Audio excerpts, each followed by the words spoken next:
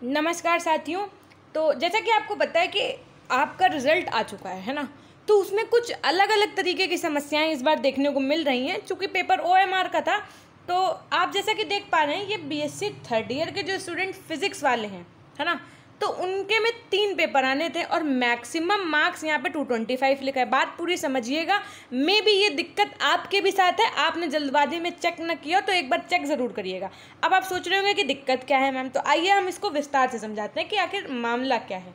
देखिए, कहा गया है कि इस प्रश्न पुस्तिका में 100 प्रश्न हैं जो 3 खंडों में विभाजित हैं। ठीक है, प्रत्येक खंड से 25-25 प्रश्नों के उत्तर परीक्षार्थियों को दिए जाने हैं। कुल मिला के आपको 75 प्रश्नों के उत्तर देने हैं। ओके, है ना। उसके बाद में देखिए, प्रत्येक प्रश्न के 4 विकल्प हैं और उसके बाद में उसमें से आपको एक ऑप्शन चूज करना है। ठीक है, फिर देखिए यहाँ पे साफ साफ बोला गया है उसके नीचे वाले पैराग्राफ में कि प्रत्येक प्रश्न के अंक समान हैं। ठीक है, अब आपको समझ में क्या आ गया कि 75 क्वेश्चंस करने थे। आपका क्वेश्चन पेपर 225 मैक्सिमम मार्क्स का था और इन्होंने कहा कि सारे जो क्वेश्चंस हैं उनके जो नंबर हैं वो सेम दिए जाने। तो भाई, जब आप 225 को 75 से भाग देंगे तो आएगा 3, मतलब 3 नंबर का एक क्वेश्चन हुआ। ठीक है, इतनी बात समझ में आ गई। यदि 3 नंबर का एक क्वेश्चन है तो कुछ बच्चों ने अपने अपने रिजल्ट ज़रा भेजे हैं और उसमें बताया कि मैम यदि 3 नंबर का एक क्वेश्चन है तो 75 में से 37 नंबर कैसे दिए जा सकते हैं। देखिए, 75 में से 37 और 38 नंबर कैसे दिए जा सकते हैं। कहने का तात्पर्य ये है कि जो भी नंबर होंगे वो 3 का डिविजिबल होना चाहिए, तभी तो मान्य होगा। और निगेटिव मार्किंग थी नहीं। और पेपर कैसा था आपको पता है, OMR बेस्ड था। तो ऐसा भी नहीं कह सकते हैं कि किसी क्वेश्चन में आपको 2 नंबर मिल गए हो 3 की बजाय, है ना। मान लीजिए अगर इनके 6 प्रश्न भी सही थे तो इनके 18 नंबर होने चाहिए थे, है ना। 8 प्रश्न सही थे तो 24 नंबर होने चाहिए थे। ऐसे मिला के कुल मिला के कहने का तात्पर्य ये है कि जो भी मार्क्स हैं वो 3 से डिविजिबल होने चाहिए थे। अब ऐसा सिर्फ इनके ही साथ है कि और भी बच्चों के साथ है। तो ऐसा ही एक रिजल्ट और सामने आया। देखिए, 75 में से 26 नंबर, 75 में से 38 नंबर, क्या ये 3 से या ये नंबर 3 से डिविजिबल है? नहीं।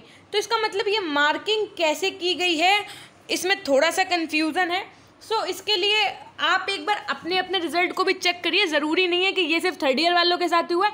यदि आप BA, BSc, BCom के किसी भी वर्ष के छात्र हैं, मतलब थर्ड ईयर का ही फिलहाल तो रिजल्ट आया है, बाकी आप किसी भी ईयर के हों, कुछ भी हो, आपका पेपर मल्टीपल हुआ है, सो आप एक बार ये चेक करिए कि क्या आपके मार्क्स जिस हिसाब से आपके क्वेश्चन पेपर में गाइडलाइंस दी थी उसके हिसाब से चेक हुई है कॉपी। यदि ऐसा है तो ओके, अगर नहीं है तो अब क्या करना है आपको, आप इसके पहले वाला चैनल पे एक वीडियो है उसको देखिए, उसमें आपको एक मेल मिलेगी, है ना।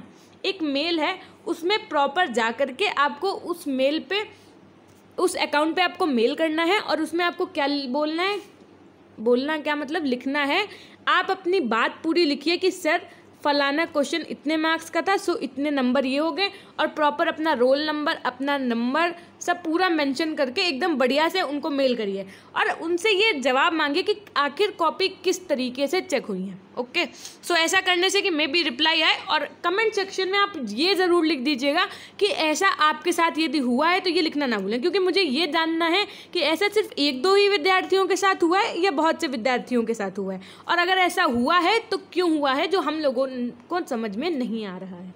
ठीक है, सो मिलते हैं आपसे अन्य वीडियो के माध्यम से। और बाकी जैसा कि आपको पता है कि आज शिक्षक दिवस है, तो शिक्षक दिवस की हार्दिक शुभकामनाएं। और आप अपने आप को भी हमेशा विश करिए शिक्षक दिवस। क्यों?